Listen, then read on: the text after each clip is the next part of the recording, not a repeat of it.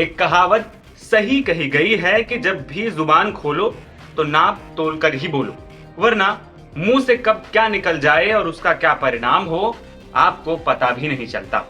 लेकिन लगता है पड़ोसी मुल्क पाकिस्तान के पूर्व विदेश मंत्री बिलावल भुट्टो जरदारी ने कहावत सुनी ही नहीं, इसीलिए वो अपनी बदजुबानी और बेहुदा बातों से बाज नहीं आ रहे। ऑपरेशन सिंदूर के बाद दुनिया को पाकिस्तान का झूठ बताने निकले पाकिस्तान के पूर्व विदेश मंत्री बिलावल भुट्टो जरदारी ने पूरी दुनिया को परमाणु युद्ध के नाम से एक बार फिर से डराने की कोशिश की। यानी कुछ रोज पहले जो भारत से पिटकर दुनिया में कहीं मुंह दिखाने के काबिल नहीं बचे हैं, वहां के पूर्व विदेश मंत्री दुनिया को परमाणु बम की धमकी दे रहे हैं।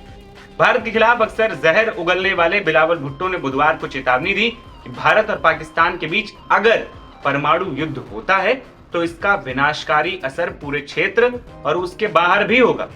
दरअसल भारत ने शशि थरूर समेत कई नेताओं के दुनिया भर में प्रतिनिधिमंडल भेजने के ऐलान के बाद से पाकिस्तान के पीएम शहबाज शरीफ ने नकल करते हुए बिलावल भुट्टो को दुनिया के प्रमुख देशों के दौरे पर रवाना होने के लिए कह दिया।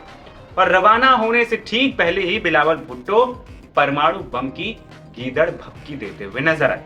वहीं भारत की नकल कर पाकिस्तान ने बिलावल के साथ शेर रहमान और पूर्व विदेश राज्य मंत्री हिन्ना रब्बानी खर को भी उनके साथ भेजा है। लेकिन इस प्रतिनिधि मंडल पर पाकिस्तान के लोगों को ही भरोसा नहीं।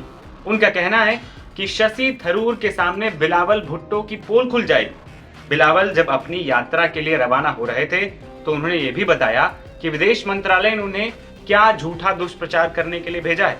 बिलावल ने कहा कि उन्हें विदेश मंत्रालय की ओर से सीज फायर, कश्मीर में आतंकवाद और सिंधु जल संधि पर हमले के बारे में जानकारी दी गई है। आतंकिस्तान बन चुके पाकिस्तान के नेता ने दावा किया कि पाकिस्तान आतंकवाद के सबसे बड़े पीड़ितों में शामिल है। ये तो हास्यास्पद ही है। बिलावल भुट्टो ने कहा कि हमने देखा कि कैसे एक आतंकी हमले के बाद दोनों देश परमाणु युद्ध के करीब आ गए थे।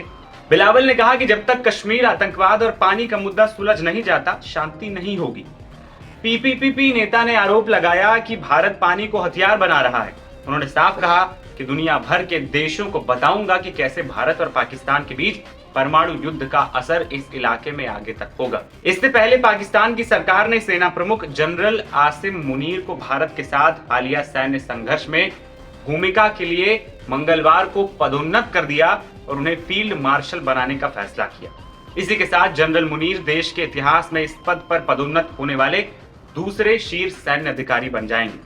आधिकारिक बयान के मुताबिक मुनीर को पदोन्नत करने का फैसला प्रधानमंत्री शहबाज शरीफ की अध्यक्षता में हुई प्रतिनिधिमंडल की बैठक में लिया गया। जनरल आयूब खान के बाद मुनीर पाकिस्तान में सर्वोच्च सैन्य पद पर पदोन्नत होने वाले जनरल बन गए। जनरल खान को 1959 में फील्ड मार्शल के पद से हटा दिया गया था।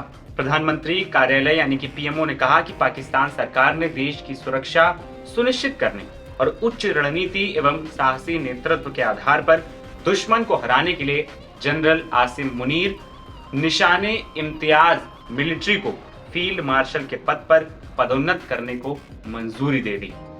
दूसरी ओर बिलावल भुट्टो की बात करें तो जो शख्स अपने ही प्रांत के लोगों का विरोध झेल रहा हो, पाकिस्तान को विश्व पटल पर वो क्या डिफेंड करेगा।